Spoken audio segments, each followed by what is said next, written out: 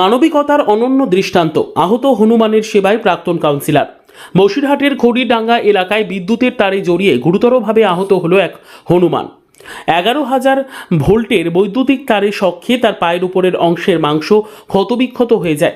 অসহায় অবস্থায় রক্তাক্ত হনুমানটিকে উদ্ধার করে নিয়ে আসেন স্থানীয় এক মহিলা। এরপর তাকে নিয়ে আসা হয় বসিরহাট পৌরসভার 20 নম্বর ওয়ার্ডের প্রাক্তন কাউন্সিলর পরিমল মজুমদারের কাছে। সংবাদ পাওয়া মাত্রই তিনি চিকিৎসকদের সঙ্গে যোগাযোগ করে চিকিৎসার ব্যবস্থা করেন। চিকিৎসকদের পরামর্শ মেনে প্রতিদিন দুবার ক্ষতস্থান পরিষ্কার করে ড্রেসিং, ওষুধ খাওয়ানো থেকে শুরু করে ফলমূল খাওয়ানো সবকিছুই নিজে হাতে করছেন তিনি। একটি প্রাণীর জন্য এমন যত্ন দেখে অবাক হয়েছেন অনেকে। স্থানীয়দের কথায় মানুষের মতো প্রাণীদের প্রতিও তার হৃদয় সমান দরদি। আসলে এই প্রথম নয়, প্রায় 2 বছর আগে একইভাবে বিদ্যুতের তারে জড়িয়ে মারা গিয়েছিল আরও এক হনুমান।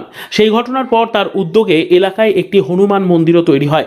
আর এবার জীবিত এক হনুমানের চিকিৎসার দায়িত্ব কাঁধে তুলে নিয়েছেন তিনি। পরিমল বাবুর এই উদ্যোগ আজ বসিরহাটের মানবিকতার এক উজ্জ্বল দৃষ্টান্ত হয়ে উঠেছে। আহত হনুমানের চিকিৎসায় তিনি যে নিষ্ঠা ও ভালোবাসা দেখাচ্ছেন তাতে জোর গলায় অনেকেই বলছেন প্রকৃত মানবিকতা এমনই হওয়া উচিত। বললে হয় বা একেবারে অসুস্থ অবস্থায় এসেছিল, কি বলবেন?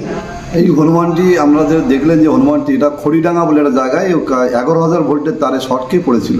একটা মহিলা এবং একটা ছেলে সেই হনুমানটি তুলে আমার কাছে নিয়ে আসে গত 2 দিন আগে। তখন ভীষণ খারাপ অবস্থা ছিল, দেখা যাচ্ছে একবারে কারেন্টের শর্টকে একটা সাইড পুরো পুড়ে গেছে এবং হাত পায়ে কোনো বল নেই।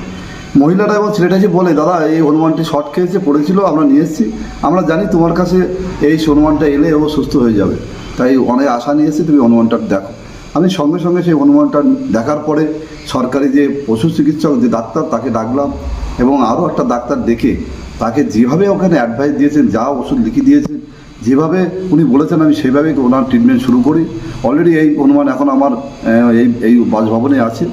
এখানে রেখে আমি ওর নিয়মিত ড্রেসিং করা হচ্ছে দিনে 2 বার করে, এবং আপেল থেকে শুরু করে, কলা থেকে শুরু করে, দুধ থেকে শুরু করে সব খাওয়ানোর ব্যবস্থা হচ্ছে। আর সেই সঙ্গে অ্যান্টিবায়োটিক চলছে, গ্যাসের ট্যাবলেট চলছে, ব্যথার ট্যাবলেট চলছে, যাতে মানুষের যে ট্রিটমেন্ট ওরও স্বাভাবিক সেই ট্রিটমেন্ট। প্রথম অবস্থায় স্যালাইন চলেছিল, এখনও অনেকটা বেটার আছে এখন। তবুও আমরা সবসময় ডাক্তারি অ্যাডভাইজে আছি এবং সেরকম যদি কোনো খারাপ পয়সা নয় আমরা অবশ্যই সরকারি হাসপাতালে ভর্তি করব। কিন্তু একটা জিনিস আমার খুব অবাক লাগে যে হনুমান এমন একটা জিনিস, আমরা হিন্দু ধর্মে হনুমানকে দেবতা মনে করি। আমার জ্ঞানত সমস্ত দেবতার ভিতরে এই হনুমান একমাত্র জীবিত দেবতা। আমরা একদম জীবিত দেবতা হিসেবে এই হনুমানকে মানি। এই হনুমান এমনই একটা পশু, এমন একটা প্রাণী, দেখবেন এরা যখন অসুস্থ হয় তখন হয় কোনো ওষুধ দোকানে চলে যায়, কোনো হসপিটালে চলে যায়, আবার মানুষের দ্বারা চলে আসে। তার কারণ এই অনুভূতি, নিজের অনুভূতি থেকে জানে যে আমি অসুস্থ, আমাকে বাঁচাতে পারে একমাত্র মানুষ। তাই যখনই হনুমান অসুস্থ হয় তখন মানুষ